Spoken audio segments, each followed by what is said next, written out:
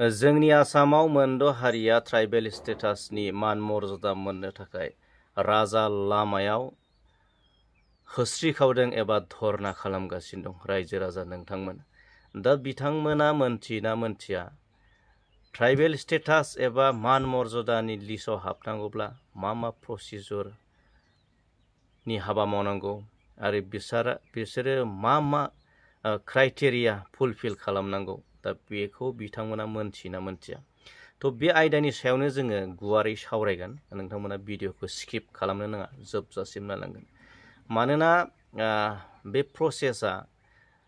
प्रसेसा मा जायो, दा प्रसेस बिगिन उइथ दा आसाम स्टेट गभर्नमेन्टजोंनो जायो।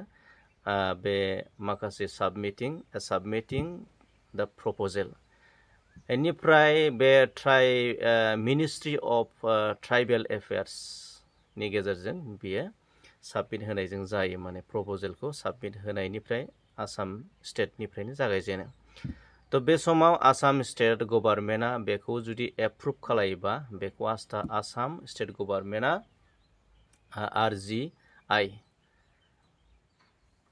आरजिआइ जेनेरेल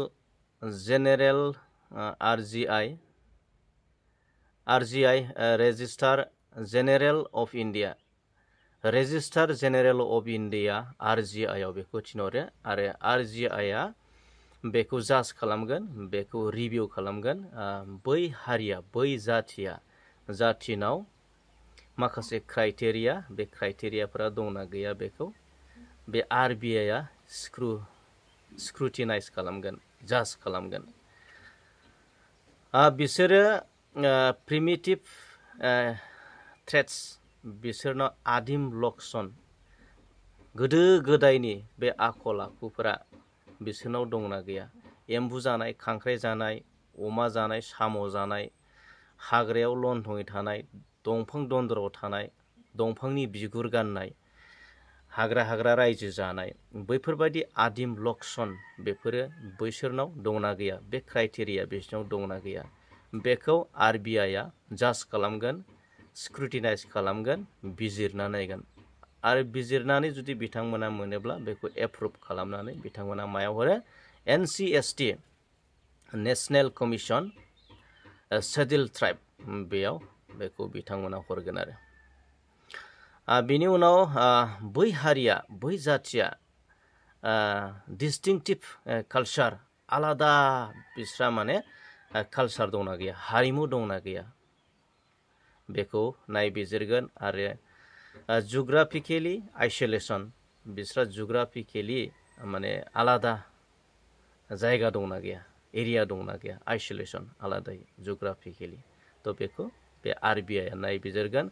लोगोसे बिथांमोना बेकवार्डनेस नंगौना नङा, बै मानसिफोरा गोग्लैसोनाय नंगौना नङा, बेकवार्डनेस, साख्रि बाख्रि गैयै, एकदम दुखिया नंगौना नङा बैफोर हारिया। आरो बेजों लोगोसे साइनिस अफ कन्टेक्ट, माने लाजि गुसु उइथ दा जेनेरेल कमिउनिटिस, बै जेनेरेल कमिउनिटिसफोरजों रायलायनायफ्राव बिसोरो लाजि गुसु नंगौना नङा, बिसोरनि आखल आखुफ्रा लाजि गुसु नंगौना नङा। थ' बेफोरबायदि माखासे क्राइटेरियाफ्रा बिसोरनाव थानांगोन। आरो जुदि बेफोरो एप्रुभेल जायोब्ला बे आरबिआइआ बेखौ मा खालामगोन, NCST national commission schedule tribe बेयाव एप्रुभेलनि थाखाय बेखौ दैथायहरगोन।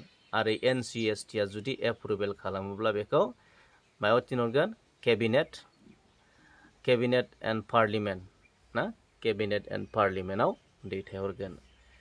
पार्लियामेन्टआव जुदि एप्रुभेल जायोब्ला बेखौ थोंजों मायाव दैथायहरगोन, प्रेसिडेन्टनि आखायाव, प्रेसिडेन्टनाव। जुदि पार्लियामेन्टआव बियो सावरायनानै जुदि एप्रुभेल जायोब्ला बेखौ मायाव दैथायहरगोन, प्रेसिडेन्ट। दा प्रेसिडेन्टआनो बिसोरनि माखासे क्राइटेरिया आरो प्रसिजरफोरखौ नायनानै जुदि प्रेसिडेन्टआ एप्रुभ खालामबाय, एग्रिमेन्ट खालामबाय, अब्ला बेनो जागोन फाइनेल एसेटमेन्ट, फाइनेल बेनो ड्राफ्ट जागोन। अब्ला बिथांमोना 1950 मायथाइनि जिथुनाखि एसटि स्टेटास मान मर्यादा मोननो गोनां जिथुनाखि एक्ट दंमोन बे हिसाबै बिथांमोना एसटि मान मर्यादानि लिस्टआव हाबनो हागोन। थ' रायजो राजा नोंथांमोन दा बियो माखासे गोरलै नङा, बेफोरो एसेबां गोरलै नङा, गोरलै मेटार नङा, बियो जोबोद क्रिटिकेल, माने जोबोद क्रिटिकेल। दा नैबे बिसायख'थि खाथि खाथि सौफैदों नालाय बेफोरो मोनसे बे समाव गोबां हारिसाफ्रानो गोबां दाबिखौ लानानै बेबायदि धरना खालामनायखौ जों गोबांनिफ्राय नुबाय थादों। दा बियो बेसेबां 100% जाफुंगोन बे समासो फोरमायसिगोन। गोजोन्थों। Thank you. लाभ इउ अल।